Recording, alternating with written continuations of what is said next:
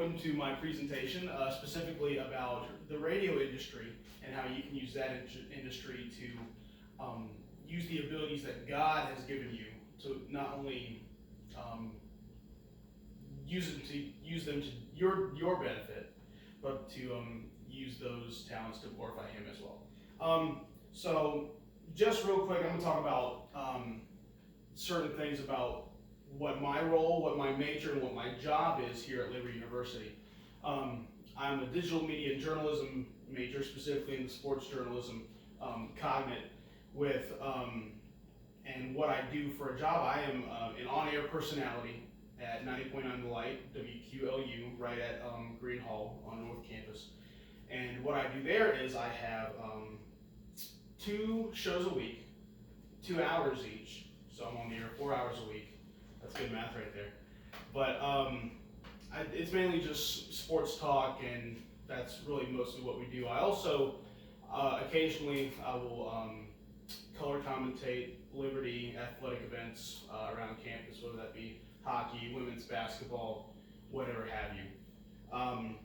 So a little interesting fact about just radio in general. Radio is the #1 media outlet to all of Americans, reaching 91% of Americans. That beats television, which reaches 88% of Americans. And considering that radio has been around and been used commercially since the 1900s, rightfully so. And I want to talk about how radio has kind of like evolved to the exposure that we have today. So one of the biggest reasons why radio is very much present in our world today is because of cars, because of automobiles. Last year in 2020, the United States made about 2.2 million cars. So that's 2.2 radios installed in the car. Think outside the box. You go to China. Last year, 20 million. That's 20 million radios installed. And that's just the 2020/2021 models, if you want to go to the later year. But that's not even counting the cars that we have now. If you consider cars that are not considered classic yet, which is about 20 to 25 years old, which most people still have, or a lot of people have, it just gives you a greater number of how much exposure or how much radio is present in our everyday lives. And so that's just something that I wanted to point out there. And as far as what God has called us to do, and what my goal is at 90.9 Light, what we preach per se, is we play contemporary Christian music. And we also have church services, Sundays and Wednesdays, whatever have you. And our goal is to try and spread the gospel as much as we can. And I do that, and the station does that, through our listeners and through the radio and through signals that reach generally around a 10-mile radius within the Tri-County area. And so that's just kind of our goal.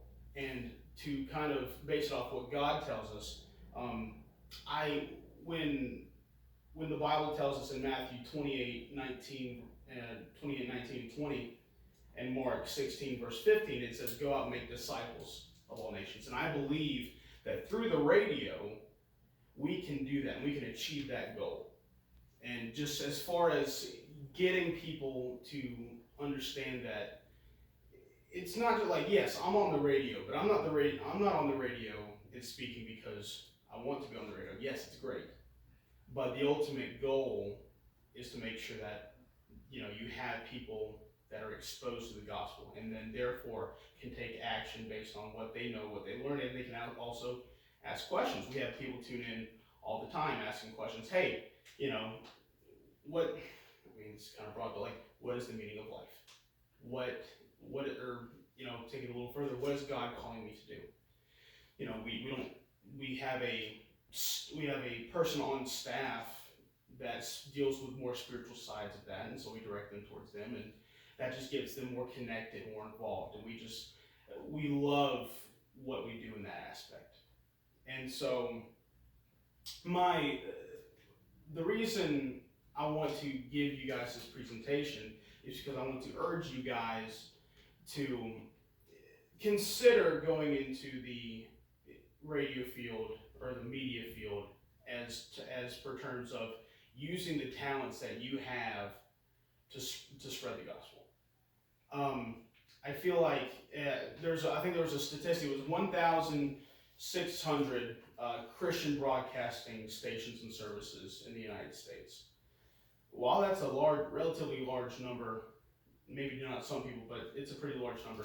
Only about 11.06 people actually tune into Christian radio, and so through that, I'm going to boost up that number. And so it's kind of like we don't need more Christian broadcasters. We need more Christians in broadcasting. And so I just want to leave you guys on that note, and thank you guys so much for listening to my presentation. And I hope you guys have a great day. So.